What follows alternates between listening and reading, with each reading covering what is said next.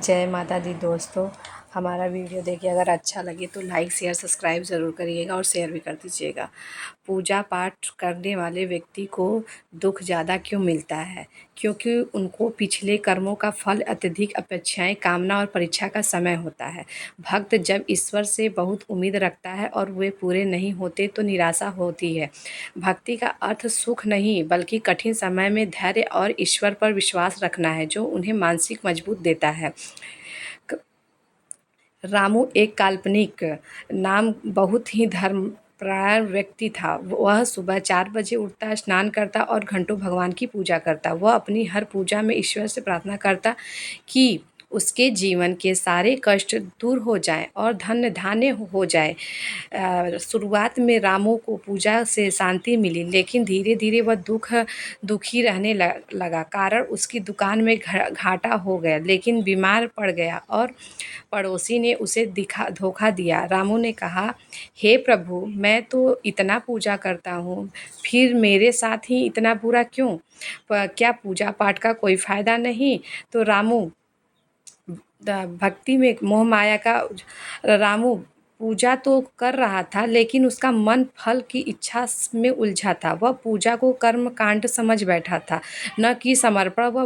वह यह भूल गया कि पूजा पाठ सांसारिक इच्छाओं को दूर करने की मशीन नहीं है, बल्कि मन को शांति करने के लिए है। एक दिन रामू ने एक ज्ञानी संत से अपनी व्यथा कही। संत मुस्कुराए और बोले, रामू, जो सबसे ज़्यादा पूजा करता है, ईश्वर उसी की सबसे ज़्यादा परीक्षा लेता है।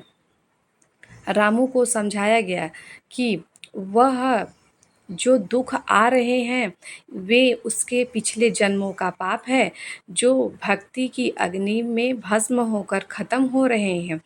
दृढ़ता की परीक्षा। अगर सब कुछ अच्छा ही होगा तो इंसान भगवान को याद कैसे करेगा? मुश्किल समय में भगवान भक्त की आत्मा और मजबूत बना रहे होते हैं।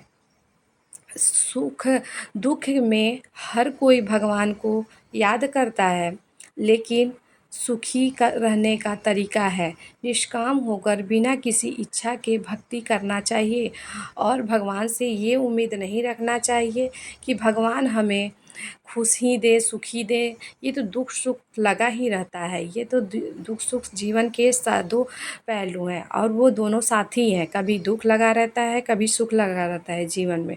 भगवान से पूजा करने का ये मतलब नहीं कि भगवान से उम्मीद लगा लें कि हमें भगवान सुख ही देंगे, कभी दुखी नहीं देंगे और हमें कोई कष्ट नहीं देंगे। ऐसे सोचकर आप पूजा पाठ मत करिए। पूजा पाठ मन के और शांति के लिए किया जाता है, न कि आपको सुख भोगने के लिए किया जाता है। अब रामू को बात समझ में आ गई। उसने मुझे क्या चाहिए कि जगह, हे प्रभु, मैं आपका हूँ, कहना शुरू किया। उसने कर्म कांड के बजाय निस्वार्थ प्रेम से सेवा की। जब उसने अपेक्षाएं छोड़ दी भगवान से, तो उसे बहुत महसूस हुआ कि दुख तो अभी भी है, लेकिन अब वह उन्हें सहन करने की शक्ति पा गया। भगवान ने इतना उसको दुख दिया कि उसको सहने की क्षमता आ गई कि चाहे कितना भी बड़ा दुख हो, बाकी अब हम सह लेंगे। भगवान भी देखते हैं कितना बड़ा दुख देते हैं। वो अपने आप को प्रण ले लिया कि अब हम सहन करेंगे।